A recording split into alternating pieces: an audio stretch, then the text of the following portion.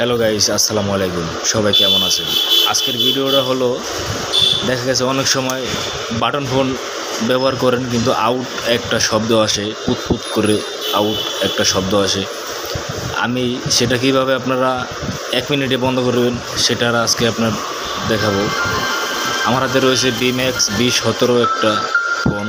তো এটাও ক্লিক করার সাথে সাথে আউট একটা শব্দ হয়, সেটা কিভাবে বন্ধ করবেন।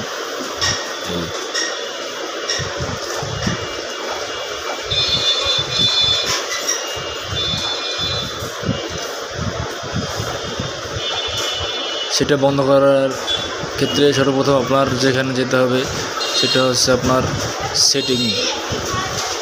আপনার ফোনে যে সেটিং অপশন আছে সেখানে চলে যাবেন সরাসরি। সেটিং অপশনে যে